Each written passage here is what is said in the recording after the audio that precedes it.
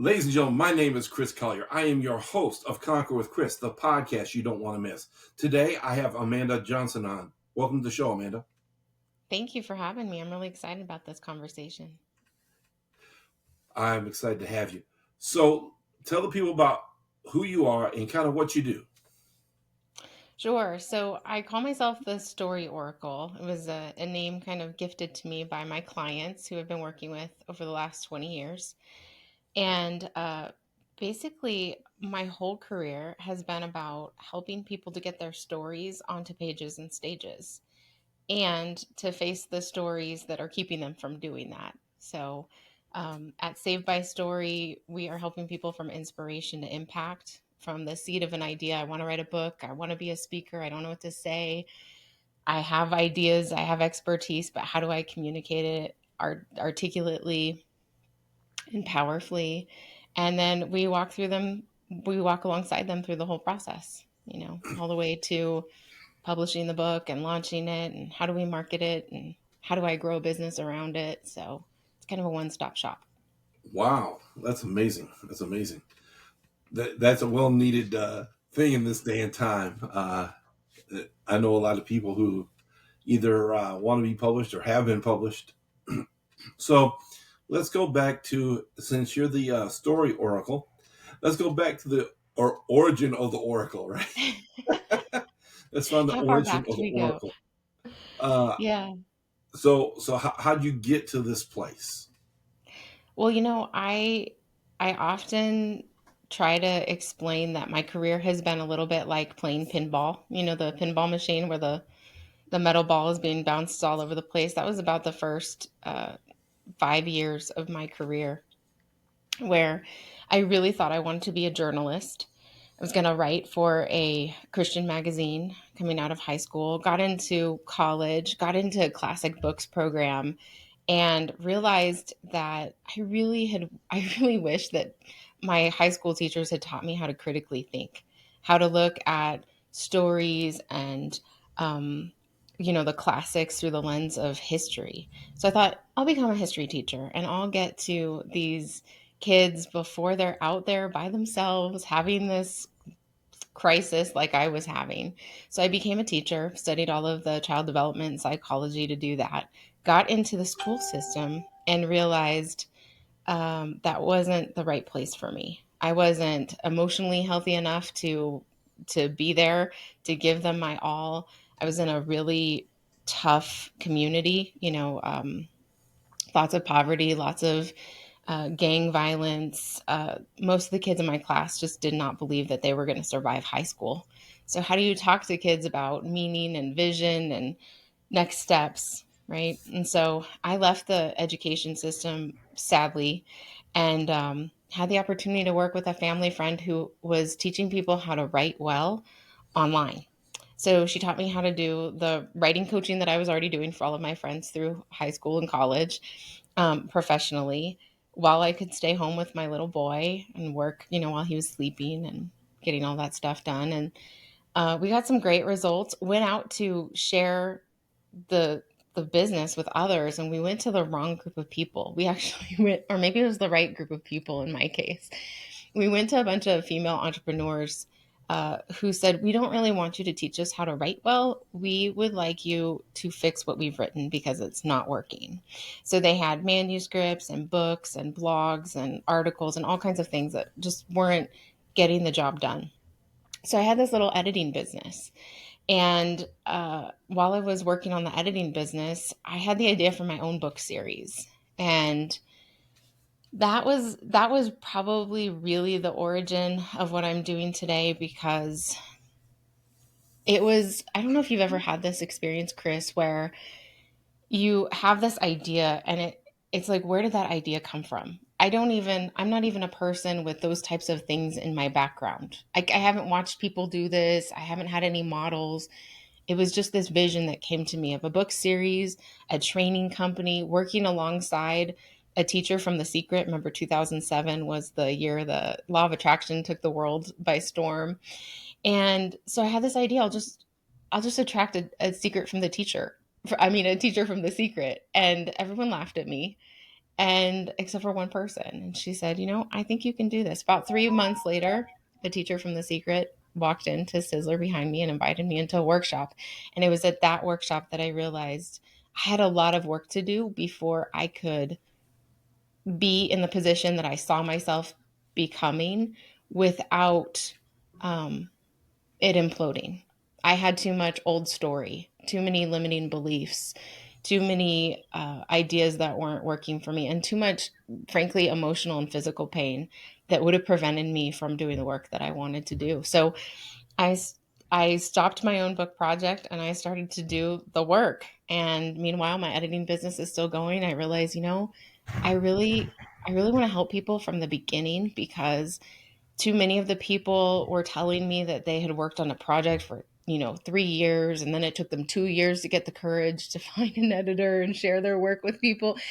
Writing is such a personal experience, and it just feels so scary for people, so they hand it to me and I would say, oh my gosh, this message is fantastic, let's do this. And I'd chop the thing up, reorganize it, hand it back to them, and just watch their faces fall off because they were, I spent all of that time and it still needs this much work. And so I thought, I'm just going to help people from the beginning. So about 2009, 2010, I started to work with people from the beginning. And that was remarkable because I realized I wasn't the only one who had big dreams and limiting stories. So my work became about half writing coach, helping people to figure out how to build scenes and connect ideas and do flashbacks and all of that fun stuff. Meanwhile, uh, work through the stories that were coming up for them because a lot of their stories were filled with a lot of trauma and abuse, and their backstories and their current stories had some going on too. So that's kind of how this got started. Wow. Wow. So, one of the things as being a podcaster I found is that many times we try to do something, we don't have all the tools or we're not ready yet for that.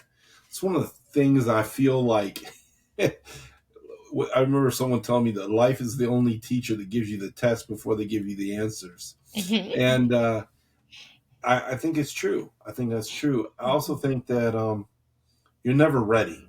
Like, it's better take imperfect action than take perfect action, right? Because you're never going to have it all together. What has been the constant for you in your journey that has helped you transition through all these hurts, damages, and things, and even just your own, the lies you told yourself you couldn't do or whatever? What has been the constant through all that that's helped you get through it? Such a good question. Is You there a know, character trait or a lesson learned that has helped you kind of navigate those things?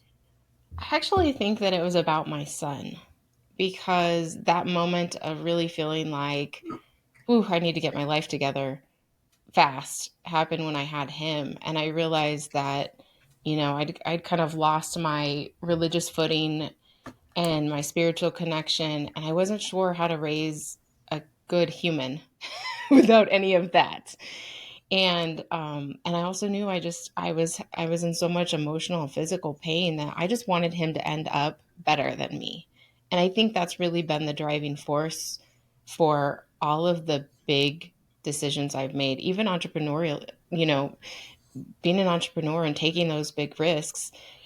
you know, uh, he got to watch me do that. He got to give his advice. He was a little entrepreneur by the time he was 4, asking me questions and wanting to know. And I think it's really been trying to create a better story for him.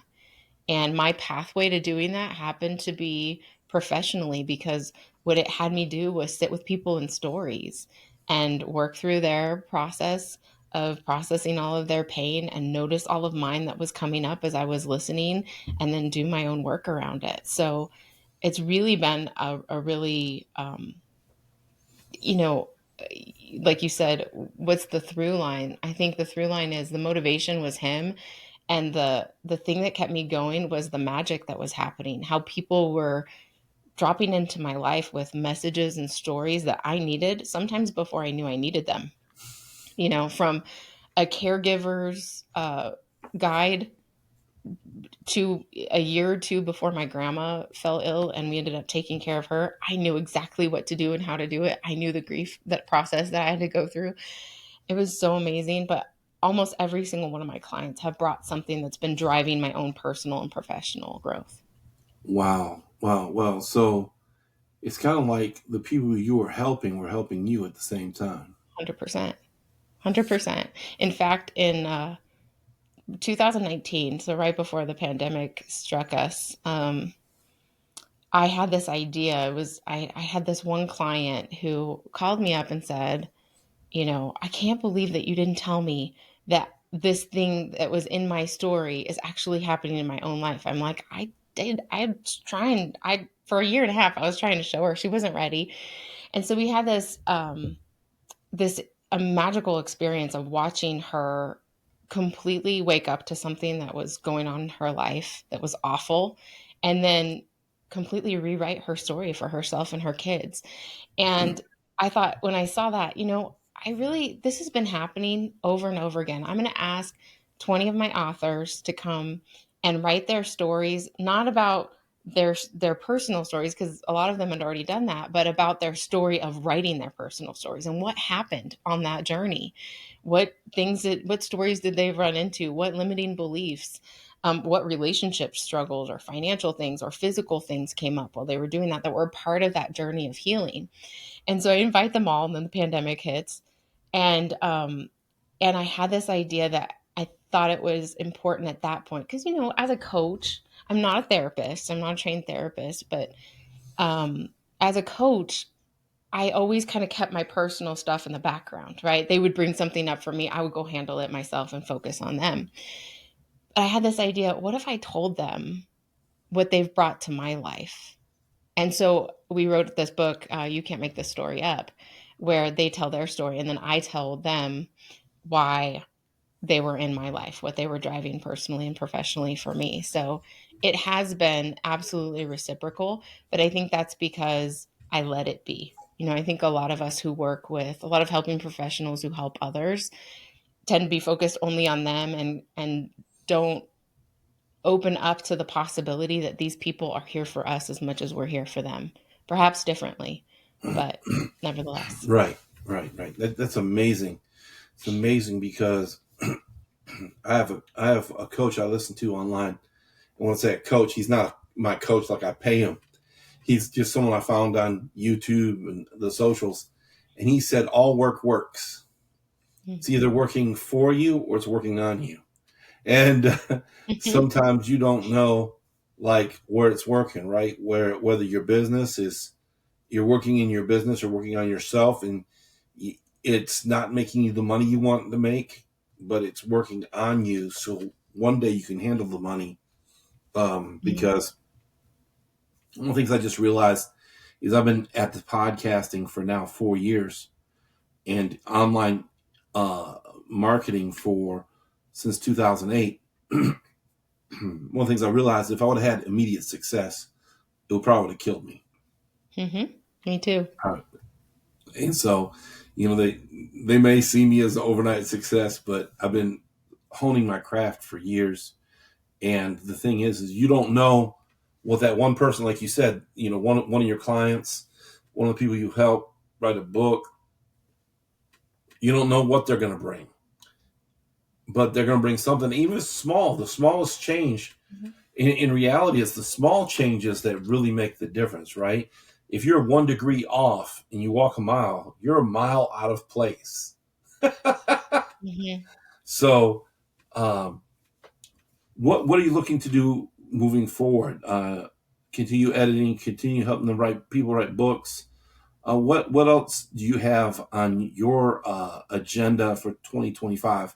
This year's still young Mm-hmm. and beyond. Yeah. At at Save by Story, so I took my first business and I folded it into Save by Story. Save by Story started out as just a publishing house, and now it's writing and publishing, inspiration and impact.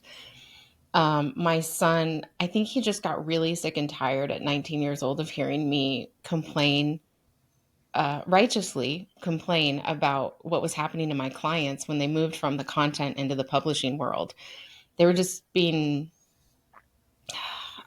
mistreated, ignored, not handled with care, both them and their products and brands. So I would get in there and I'd fix it, and then I'd walk out of my office and be like, blah, blah, blah, blah, blah, blah. It's like, and so one day he said, this is really a shame. Why don't we just create something? And I was like, oh, sure, let's just create a publishing house, Aaron. And he said, I'll figure it out. And he did.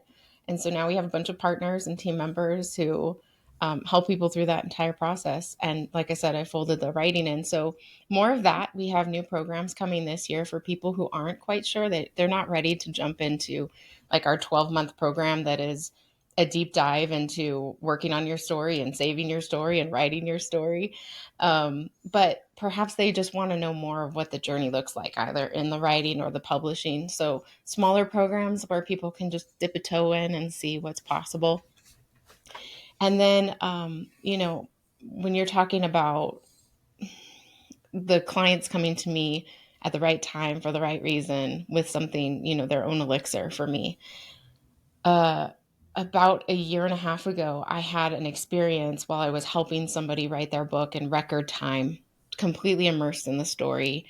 The character, I knew when I read the outline for this novel that I just bawled my eyes out on an outline, which didn't make any sense.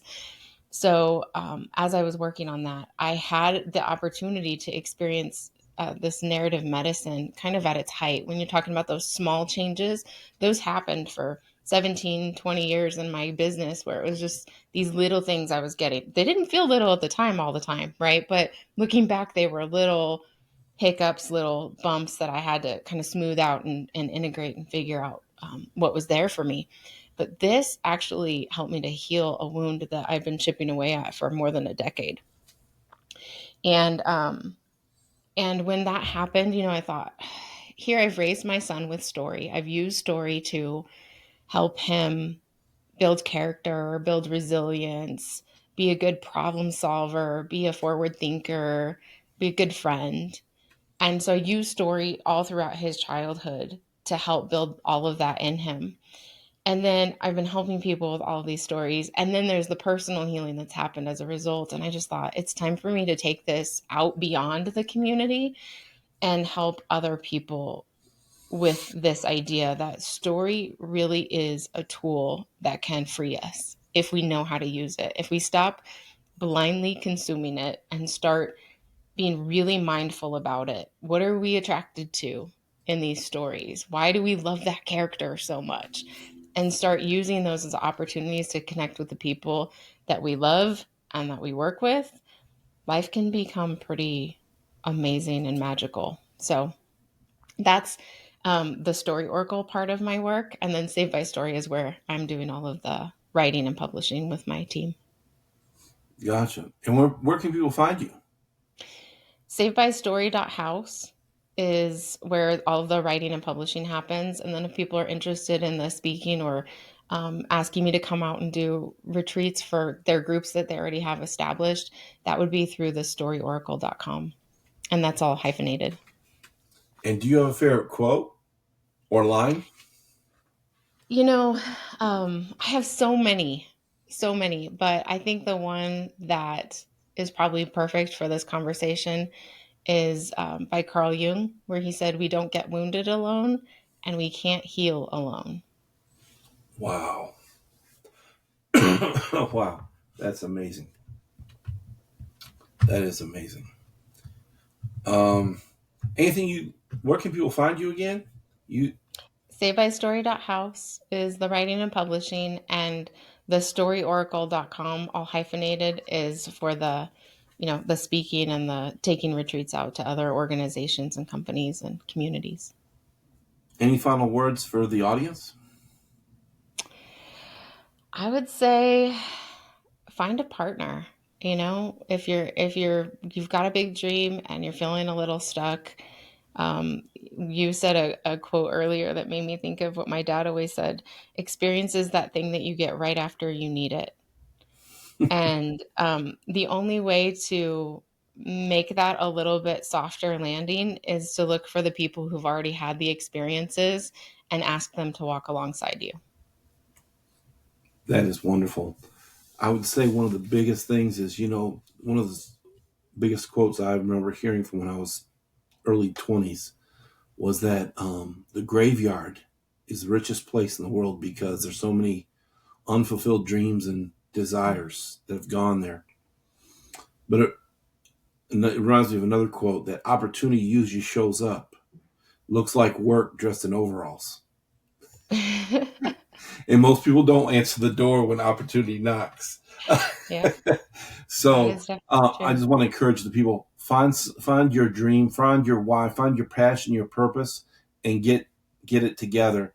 And if you need help getting your book or on stage, find Amanda at the links. We'll post them in the description for the podcast. And thank you so much. And you guys have a great day. Thank you. And well, I'll get it. There we go.